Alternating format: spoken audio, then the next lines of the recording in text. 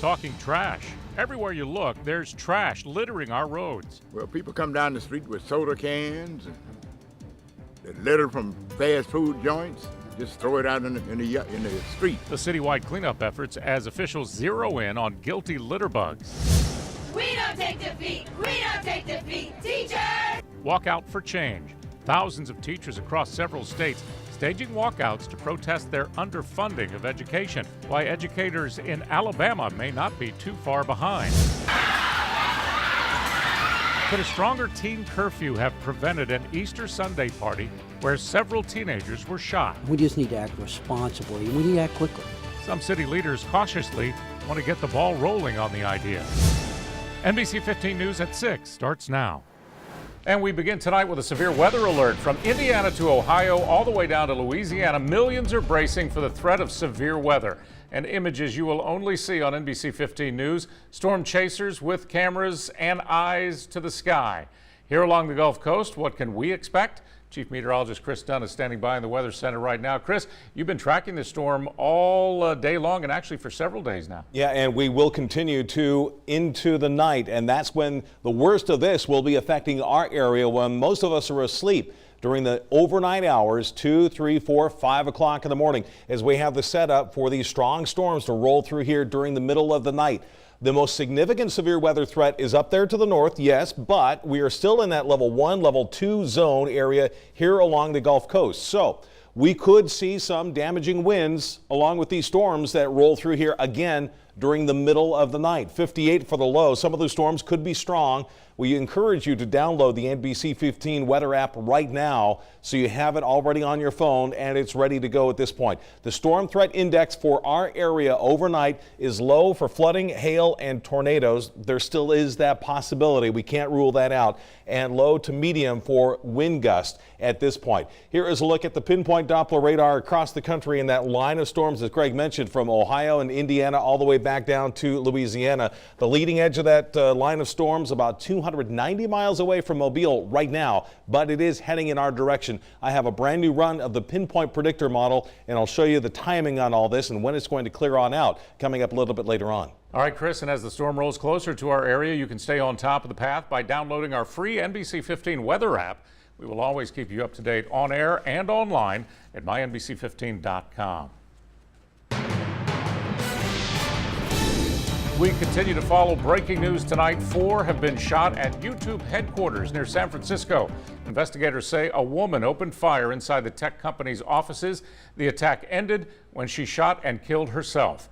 YouTube's headquarters are in San Bruno, 20 minutes south of San Francisco. More than 1,100 people work there. Police say they were on the scene 2 minutes after the first calls came in. We conducted a quick, immediate search of the premises when the first officers arrived as pursuant to our active shooter protocol. And after that search was concluded, now we're going through with a methodical, slow search just to make sure that we cover all the bases. Federal agents from the ATF and FBI are already on scene helping with the investigation. We'll have the very latest on this breaking story online at mynbc15.com.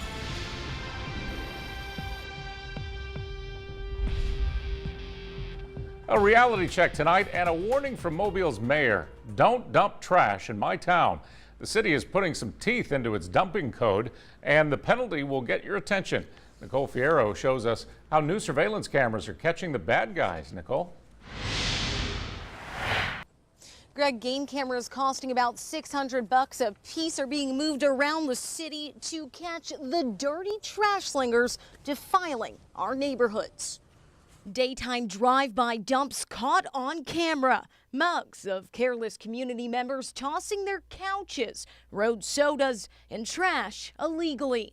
One of the latest monitored hotspots, Cemetery Lane, right near John Collins' home. I'm happy.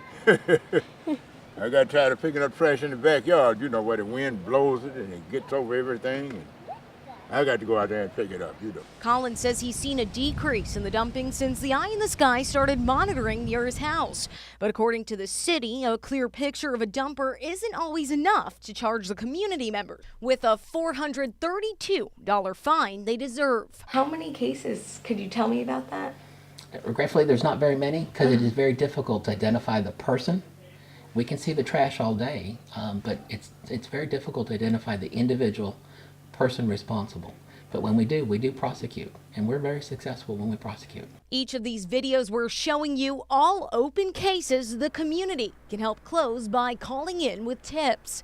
The most important part with the cameras is not so much that we're identifying and prosecuting, is the fact that the cameras are out there and they're working as a deterrent value. Municipal enforcer David Dahenbaugh says a former hotspot on Conception Street has cooled down as cameras captured culprits, allowing them to move on to other bad areas public works officials continue to uncover. Another way the city's catching trashy community members, the garbage they're tossing. When you see the garbage on the side of the road and there's some identifying features in it, a bill, a letter, that's when we're most successful. Collins says whatever it takes to keep his community clean. Makes the place a little better to live in. To report littering or any information on the alleged jumpers that we showed you on these litter cameras, that number is 208-6025 or 311. We have both those numbers and more information about the code on our website, mynbc15.com. Reporting live in Mobile, Nicole Fierro, NBC 15 News. All right, Nicole, thanks. And we want to remind you, in Alabama, littering is considered a misdemeanor. You could face a fine of up to $500 for every violation. If you're a business owner, litter laws apply to you as well. Back in 2014, the Mobile City Council enacted a litter ordinance holding business owners accountable for trash found on their property. Owners could face a minimum fine of $250. We don't take defeat. We don't take defeat. Teachers! Teacher protests in Oklahoma and Kentucky are making an impact across the country. Lawmakers in Alabama have given teachers in this state a financial shot in the arm. More than $6 billion for education, the largest education budget in a decade. But will this be enough to prevent our teachers from taking to the streets? NBC 15's Derica Young joins us now with that story. Derica? Greg, I sat down with the director of the Alabama Education Association, and he says he's never seen anything like this in his 7 years in charge. But just because no one is talking about this walkout happening today doesn't mean the idea is off the table. They're overworked, they're underpaid, and the morale is at an all-time low. Teacher walkouts are becoming more and more common around the nation. Most protests are over money and the need for pay raises. Take a look at this video from just today in Oklahoma. Jesse McDaniel with the Alabama Education Association says teachers here are watching closely. Even if it's not happening today, that doesn't mean that something similar could not happen in the future. The state legislature recently approved a 2.5% raise for teachers, all part of a more than $6 billion education budget Governor Kay Ivey signed off on Monday. Especially in an election year, you see them trying to give a pay raise to make sure that the waters stay as calm as possible. But McDaniel says teachers want more. And if you talk with anybody that works for a public school system, they will tell you that 2.5% is not going to cut it. He says it seems like every year teachers are continuously expected to do more for less. They don't mind asking our educators to do more every year, so we're going to ask them to do more next year when it comes to these salaries. McDaniel says 2.5% raises will go into effect in October, and he's pushing for another raise next year. As for a potential walkout, there is one stumbling block. He says a so-called strike is illegal in Alabama. Now, I talked with a number of local teachers today to take their temperature on the potential walkout. All supported it, but feared going on camera to express their frustrations. Greg? Derica, thanks. Now, the last time teachers did something similar to a protest in Alabama was in the late 70s. It was actually a mass sick-out, since it is illegal for teachers to strike in this state. The demonstration lasted for a month in Walker County. That's 40 miles outside Birmingham. About 600 teachers took part. They shut down 27 schools. More breaking news tonight. A controversial ordinance banning short-term rentals in Orange Beach has passed. The decision was made just moments ago. NBC 15's Corey Pippen joins us live in Orange Beach with what that will mean. Corey? Greg, this ordinance affects property owners in residentially zoned areas and restricts them from renting to anyone unless it's 2 weeks or longer. Now, city leaders made that decision just moments ago here inside of a packed city council chambers. In attendance are a number of realtors and homeowners who were very interested in the ban. City officials have said they're making this decision because of complaints and issues including noise, trash, and overflow parking, as well as criminal activity from usual house parties. They say it's all about safety, but this will surely be a hot button issue with another busy beach season underway and more tourists coming to our area. The city is now creating a new vacation rental license, only allowing homeowners to rent their properties for at least 14 days or longer. Some residents said they believe neighborhoods aren't the place for short-term rentals, but other homeowners told me they believe it's about getting more sales tax revenue to the city from condo rentals. The new proposal would not affect condo owners or similar properties outside of residential zones. An important thing to note, homeowners with the current short-term rental license will be grandfathered in, but once that expires, they will be required to purchase the new vacation rental license, which costs around $500 every year. We'll have more on this, as well as reaction from folks inside and city leaders coming up tonight at 9 and 10 o'clock. For now, reporting live in Orange Beach, I'm Corey Pippin, NBC 15 News. Corey, thanks. Following an Easter party shooting Sunday night in Mobile, NBC 15 News is asking questions about Mobile's curfew rules.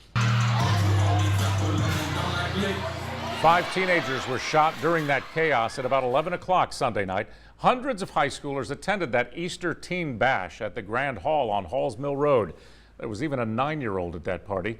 NBC 15 News uncovered something that surprised even the Mobile City Council. There is no city-wide teen curfew. The ordinance some thought was in effect, lapsed 3 years ago. But after recent violent incidents, people are asking if it's time to bring back the citywide curfew.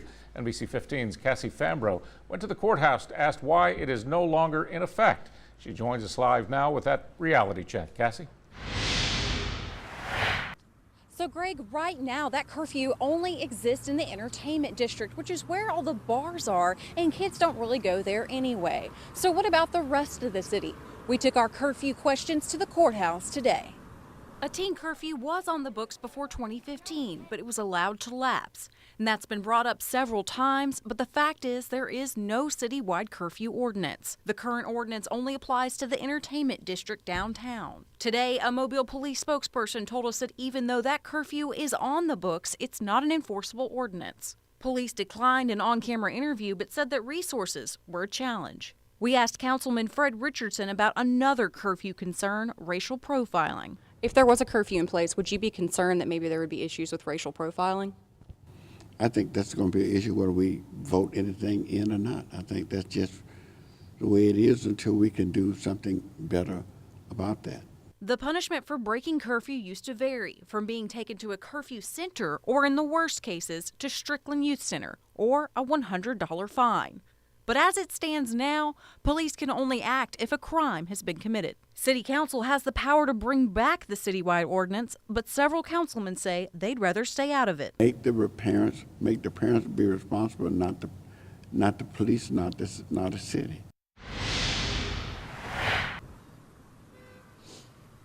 Now, all 4 council members that we talked to today do want to hear more from police about the situations with teen violence this community faces every day.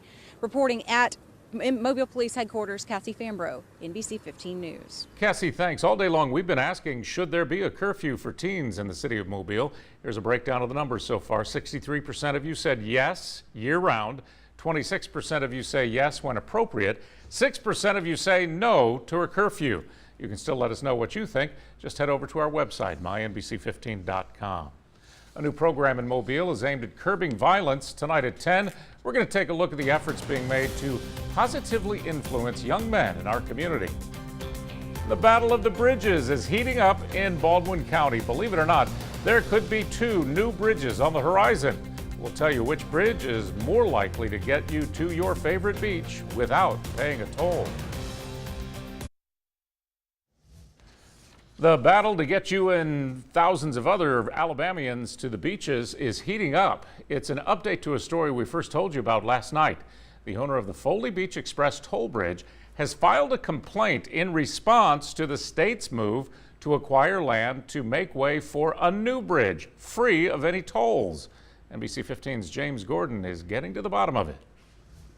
The state's plan is to build this bridge right in between the 2 city limit signs, Orange Beach and Gulf Shores, onto Canal Road. The cost of $30 million. but it's not as easy as it sounds. There's the Holmes Bridge in Gulf Shores, the proposed AlDOT bridge over the Intercoastal, the current toll bridge in Orange Beach, and a fourth bridge on the horizon over Wolf Bay. We have got to have greater north-south access, more arteries to move traffic, especially in an evacuation situation. That's the bottom line, and that's why Orange Beach as a city isn't waiting any longer. There's already a new lodging tax in place that's projected to pay for a $50 million bridge over Wolf Bay. The permitting process is now underway, and Mayor Tony Kennon says that bridge will be here in less than 4 years. It wasn't long ago that American Roads, the company that owns and manages the Beach Express toll bridge, agreed to lower the toll by 75 cents. Mayor Kennon was hoping for something closer to free. Their business model just did not allow them to get to a toll that made sense for us. Now the state has said it will build a toll-free bridge and intends to claim eminent domain on land along the Canal Road construction site. It's the reason why American Roads is now filing that complaint in response to AlDOT's intentions. They built the bridge to help, and now their bridge isn't needed anymore. They're in a bind. AlDOT has already started the eminent domain process, making offers to acquire property to make way for a new bridge, but it will take time. Well, with the probate hearing ahead of us and the possibility that a probate ruling could be appealed to the circuit court, we need to complete all that right-of-way acquisition process and all that due process before we can ever schedule construction. Regardless, Mayor Kennon and his city plan to move ahead with their Wolf Bay Bridge. This one, he says, is not over troubled water. It's a different type of bridge for a different type of reason, but 10 years from now, it will be a great artery north and south, again, to move traffic. So in the end, there might be 4 bridges across the Intercoastal, 3 of them without a toll, and more than likely, a number of lawsuits. In Orange Beach, James Gordon, NBC 15 News. NBC 15 weather with Chief Meteorologist Chris Dunn. All right, the weather team is in the weather center tracking this big storm. I want to show you how large it is, extending from this tornado or severe thunderstorm watch area for southeast Texas, Louisiana, Mississippi, and this goes all the way up into Ohio and Pennsylvania. Tornado watch in that red box there until 7 o'clock tonight. All the flashing, blinking boxes you see there, those are active warnings, meaning the weather is happening right now. Severe thunderstorm and tornado warnings going on just off to our west and up to our north, and that's what's moving in. Ahead of it, with steady south breeze kicking up the waves at Gulf Shores. This is a live look from our beach cam, and the beach cast tomorrow shows a reversal of the wind. It's going out into the Gulf of Mexico, coming out of the north, and a cooler day, 69 degrees, 76 in the water. The surf, it'll get knocked down a little bit, 1 to 2 feet. Severe threat level for tonight into tomorrow morning is the greatest up here where we have that bullseye, but you'll see that area of yellow, that level 2 on our scale of 0 to 5 does extend into the northern fringes of our viewing area, especially Washington County around Chatham and just a little sliver of North Mobile County. Most of our area is in that level 1 on our scale of 0 to 5. Here's the timing on the Pinpoint Predictor. 10 o'clock tonight, we're still waiting on the storms, and we're tracking it, and we will be here through the night. Both myself and meteorologist Jake Dunn tracking these storms for you to keep you informed in case anything does happen, any warnings that you need to know about. We will be here. Storms moving in 2 to 3 o'clock in the morning. This is 3 a.m. And then by 5, 6, 7, moving out into northwest Florida. This is 7 o'clock in the morning. So by commute time for work and for school, we'll have wet roadways for sure, but most of the rain will have ended, and by late morning, clearing and a cool breeze out of the north. Not a whole lot of rain in some spots, but it will really vary depending on your location. Fairhope could see an inch, 1/10 of an inch, 2/10 of an inch for Mobile. Really, it's going to be quite varied. 70 tomorrow, 72 on Thursday. That's 60%. That's for the early morning hours tomorrow. We have another shot of showers and thunderstorms on Saturday. At this point, Saturday storms do not look like they have a very big severe threat with that. NBC 15 News is coming right back.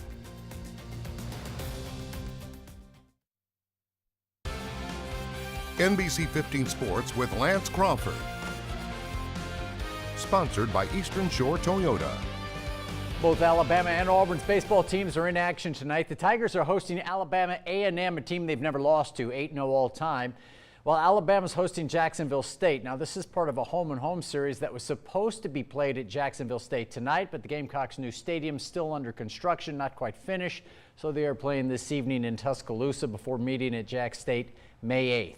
Now, the Bay Bears held their first Meet the Players luncheon today. The team opens the 2018 season Thursday night at Hank Aaron Stadium against the Pensacola Blue Wahoos. First pitch at 6:35. Many of the players are returning for their second season with the Bay Bears, but the coaching staff is brand new, including manager Lou Marson, who played a half dozen years in the big leagues, and now at just 31 years old, getting his first shot at managing. I think I'm just going to try to be myself and not try to be somebody else. I think some managers I've had in the past tried to be somebody else, and felt like it didn't work, you know. So it's my first year